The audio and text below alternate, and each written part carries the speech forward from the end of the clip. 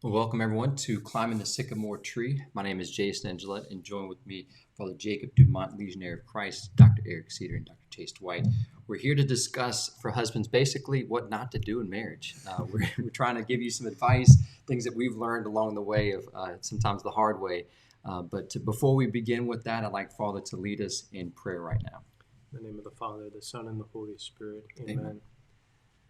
Lord Jesus, we saw that example of Zacchaeus who sought you out in climbing that tree to have a better look, to reach out to you, to call on your name. And we, like Zacchaeus, also seek you. We seek that deeper relationship, that deeper friendship with you, to come to experience the true joy and peace that you bring to us. So we ask that through this episode today, we grow closer in our encounter with you. We'll touch on this theme of marriage. We entrust all couples, married couples, to your protection and care, and ask that you continue to strengthen them, especially with the fire of the Holy Spirit, the fire of His love. Help them to overcome their struggles and difficulties by raising their eyes to the greater supernatural gifts that you call us to. And we ask this in your name. Amen. Amen. Awesome, Holy Spirit. Amen. Well, guys, I'm really glad to have y'all with us, obviously, this morning or this afternoon. Father, I'm so glad that you're with us, too, because sometimes I remember someone say this before. It might have been like Christopher West. He says, looking at St. John Paul II's work and his theology of the body and the writings, the extensive writings, how much a celibate man has blessed and enriched his understanding of marriage. And so there's something about the gift of the priesthood, right, where you're very attentive to your flock. You're listening. You've studied the church and you're continuing to study and learn more about the faith, and that is such a gift and blessing to us that we work together. That the vocation in marriage and the vocation in the religious life and priesthood, the celibate life, there's a gift there. It's like two sides of the same spiritual coin. And as one is venerated, the other one is also, I think, raised up as well. And as one is dropped down and denigrated and devalued, so does the other one. And I think that's where we are right now with not only the drop do we see in the religious life and priesthood, but we also see a drop in actual people getting married. So no doubt that this is under attack. And so we need to look how we can reflect on love and marriage and vocation in helping to see on both sides how we can strengthen that vocation on both sides of the table. Does that make sense? Yeah, one of the things I would say that I've realized is, well, how lucky and blessed we are as religious and as priests. We do, a lot of formation. I myself was in the seminary for a total of 14 years before getting ordained. Okay, I was a little slow. I'm one of those exceptions. But with the religious order, you always do a few extra years. We do novitiate, and with the legionaries, we do 2 years of novitiate. We do 2 years of humanities or classical studies, and then we go to Rome. We start our philosophy and theology, normally over in Rome. And between the philosophy and theology, we do like an internship, which is normally 2 or 3 years, and it's kind of a hands-on experience of what you're going to have. Very similar to the type of ministry you'll have as a priest. Of course, you can't celebrate the sacraments yet at that point, but that preparation time is so solid that, I remember when I got to my penultimate year of preparation, I was like, I'm still not ready yet, right? But then in that last year, you're like, okay, I'm in the home stretch. I'm ready for ordination. You're stopped in the airport so many times where people are saying, Father, can you hear my confession? And you're like, well, I'm not a priest yet, so you start feeling that pinch, right, to become a priest, to get ordained. But those years of formation are so helpful in preparing the path, right? And when you look at marriage today, and I help a lot with young couples and preparing them for marriage, and a lot of times you just think, man, if I had just maybe 2 more years with this couple, because there's just so much they need to work on, right? And sadly, the society today doesn't help in fostering that preparation for this huge step, this huge vocation, right? And so today we want to touch a little bit on some of those things to learn from marriage, in marriage, things maybe to help prepare us better in the sense of those who aren't married yet, some tips or advice. But above all, those who are married, and some of the things you've learned or they've learned throughout their experience. And some, we're even touch on some practical kind of do's and don'ts, some kind of lessons we've learned from the past, but also definitely some good tips. Hey, this has helped me. This has been very fulfilling in one's own marriage, and a strengthening one in living out that vocation, because we know it's not easy. And in the world that we live in today, you'd almost say there's a direct attack on the family, right? The family is the nucleus of society. And if you can get rid of that, which you see that today's culture is almost striving to do, right? To pull apart the family, well, that's where so much chaos is going to happen. And ultimately, too, where you're not going to find true love, right? Where is it that you experience true love is within the family, right? Where you're loved. But when you go out into the world, people might treat you nicely, but usually there's some sort of hidden intention behind it, right? You're not going to be loved completely for who you are as the true love that you would find in a family. So again, we're looking today practical advice for husbands, and so I'm going to start off Eric Cedar. What do you recommend husbands to do, not to do, to be the husband that God is calling us to be? If my wife is watching this, she'll probably send in a comment. But but no, I would say marry a great woman, which I did. I mean, in all honesty, I mean, I knew I had an experience where when I was finishing up my college career, I was seriously dating a girl that.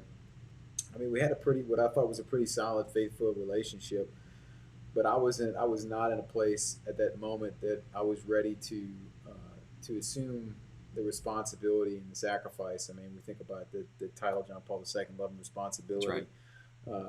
And that really love is and freedom is about taking responsibility, but having a wife that was well formed.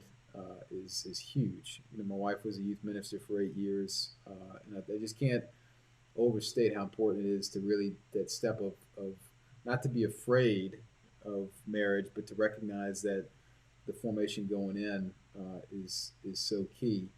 And I think I know we've been kind of touching on this theme of ascetic practices, but it's really been just continuing to hit home with me, and I've been feeling just more of a call into deeper ascetic practices. I mean, Chase and I know that in our world, in our professional world, the physical environment, I mean, it takes repetition. To build endurance and strength is not something you can't just take a pill. Mm-mm. There's nothing to it but to do it, right? You have to actually take the steps, and you can lead a horse to water, but you can't make them do exercise for 6 to 8 weeks that required to start getting muscle hypertrophy, right? Well, I mean, the spiritual walk, and in marriage, because marriage is such it's we talked about a little bit before we got into this. It's kind of counterintuitive. It goes against a lot of what's natural to us, which is to pursue our own ends and take care of ourselves. And in family and marriage is so much of the other that you have to practice self-discipline and self-denial. And so I think that's one of the biggest things. Yeah, it's like you said,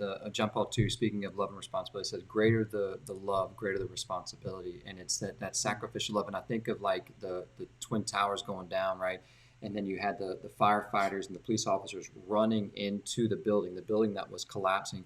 To me, that's the type of love that is required in marriage, that you've got to be ready to run into the fire, to run into and to embrace the challenges, to not be afraid and to run and try to like save yourself. I mean, it goes back to this passage where Christ says, anyone who wishes to save himself will lose himself. But if you lose yourself for my sake in the gospel, there's the reward. And that's what love is, right? Love is not just about me trying to like get what I want, but it's what I'm going to give and surrender in my marriage, in my family. And so the times I know when we're struggling are times when I'm holding on to what I want.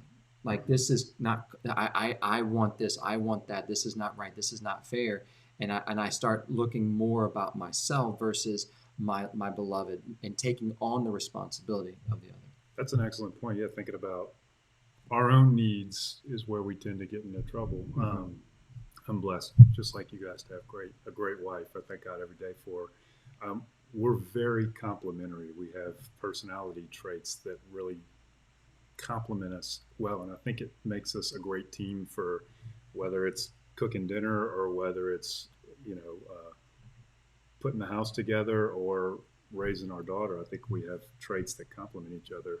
But make no mistake about it, those unique individual qualities that we both have, they also make it very difficult. I mean, I was just joking with the guys earlier, and we're trying to talk about one of the hardest things that we do as a human being is to invite another human being into your home and share the same space. I think the perfect metaphor for that is something that happens on a daily basis at my house.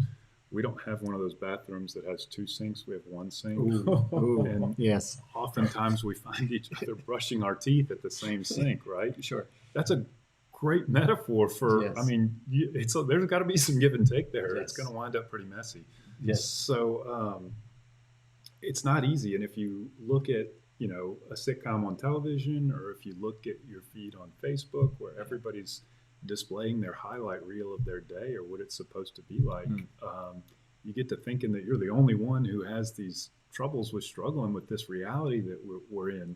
But I think if you can do like you guys say and make those sacrifices, you can see the beauty that comes from that relationship, that effort. So I think like going, with what we're saying here is that like, having both your spouse and you agreeing to the game plan that God's got the playbook, that we've got to run his offense, that if we're going to make this work, that it's not about like you do your thing and then I'll do my thing and we'll meet sometimes in the middle.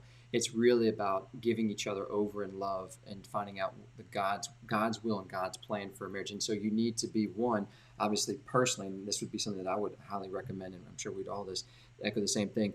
I need to make sure that I've got my personal faith with God, my relationship with God, my intimacy with God in prayer and the sacraments, that I'm there, present with God, hearing him and listening to him and being attentive to his will for me in my life as a husband.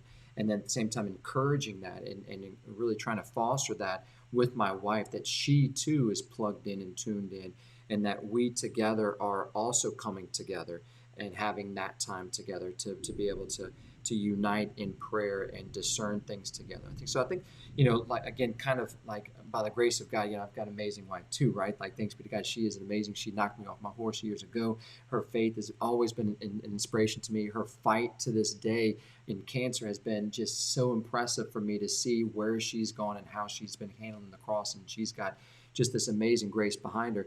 And so again, refocusing on what our marriage is a priority, and the way that we find that focus is also through our grace and our God. So definitely, these have been awesome points, and I'm sure those who are listening or will be listening want to also get some really concrete, like, all right, just tell me what I need to do. Right? Where can I grow, or what can I do to better my current situation? Because all of us know that it's not easy, and that there are certain areas of our life that I think it would be good to kind of look at and say, all right, well, and I think the first one definitely is prayer, putting that in God's hands and being united in prayer, knowing that without prayer and the sacraments, without grace, we can't do it, right? It's impossible without God. So definitely prayer as the number one go-to. But secondly, there's a number of, I think, different areas where each of us can reflect, okay, can I grow in this area? Like anger is bound to happen, right? Impatience, and it kind of under as a point right underneath that. And so how do I respond to that? How do I deal with anger and my anger management, whether it's on this side or the other side, right? The husband or the wife. Well, how do you diffuse that? And then secondly, connected with anger is the forgiveness, right? How good are we at forgiving each other? How good are we at being able to say that I'm sorry? There's a beautiful couple that I've met that were married for over 75 years. And I asked them, so what's the secret, right, to your marriage? And she said one of the key things was every night before they would go to bed, they would talk about any disagreement that they still had, or any hurt that was still between them, so that they could resolve it that night. They wouldn't allow it to go to the next day, right? Mm-hmm. Because you said, well, you just let some of those things build up, and then you get up in the morning and you're off to work, or you're getting the kids ready, and you don't have an opportunity, right, to talk about that. And what happens, it lingers on, right? And so to be able to have that time to discuss, right, those hurts or those struggles that you're having, so that anger is not building up, right, that you know how to diffuse that, right? And secondly, I think that whole area too of anxiety, right, and then building trust. And anxiety can be for whatever reason. I think a lot of times it comes down to personalities, right? And so these tensions that can be created, and the same thing, how to build trust in each other, how to build confidence, how to speak positively and to see the good and qualities of the other. And I think maybe a final one could be, avoiding negativity and looking to fill each other up with joy, right? And that sometimes also takes humor, right? And that's a good thing, right, in marriage. And I think a number of couples I've spoken with, it's like, yeah, you have to learn how to laugh at each other and laugh at oneself, because there's going to be a lot of these tense moments, right? Moments of anxiety or moments of tension where humor is often very helpful, right? And to have the humility to be able to laugh at ourselves, to laugh at a situation, right? And so I think these are some of the simple, practical ways too, that we can touch on. I think communication is another point. Maybe one of them want to speak about communication or means of communication, how we understand each other's communication, because a lot of times that miscommunication is also an area that can lead to struggle or division. I think we were talking right before, mentioning the importance of listening. You want to? Yeah, so, I mean, something that, Jason, you highlight a lot, I think it keeps coming back to me, is humility, right? We have to have humility to realize that for good or for bad, a lot of us have inherited our understanding of what family and marriage is. And there's a lot of good there, absolutely, but there's no perfect there. All of us come from broken families because all of us come from broken people, because we're all broken people. Even as much as I'd like to think I'm an awesome dad, and I am, but I know that I'm fallen. I'm very aware of that, so that every day I have to beg God's grace and God's mercy. And I think we have to acknowledge that we need help in this area, doing things like going on the retreats that Willwoods offers. I mean, we can't just expect to just kind of get it. Right. It's something that we got to really work on. I mean, as good of a formation as my wife and I have had, we've had these conversations over years. Like, I just wonder, how do people do this that have no concept at all of just what sacrificial love is? Like to think that, okay, every day, like a marriage is supposed to be about me feeling great and my dinner's on the table and my slippers are coming to me, and it's like, I mean, that's not the reality that I live. I don't know about y'all, but that's not. But the honest truth is, that's the reality I was created for. And we're saying, Benedict XVI say that how we are created not for comfort, but for greatness. That's right. I mean, but we have to work at it. I mean, I'm gonna make another shameless plug. We made a plug for Willwoods, but domestic church. Yes. So I mean, we've learned that's a movement that y'all can all check out. There's a website, Domestic Church Families. But just the tools. And so if we talk about listening, one of the key concepts in domestic church formation is something that's called a couple dialogue. So that my wife and I, it's funny, we recognized, I guess it was maybe about 3 or 4 years ago, that statistically, if you were to chart the biggest knockdown, drag-out fights that we've had in our marriage, Thursday night, you put a big circle on it. And we never, and it took us years to figure this out. Well, why is this? Like, right. Okay, well, Thursday's right before Friday. Mm-hmm. Everybody's tired, ready for the weekend.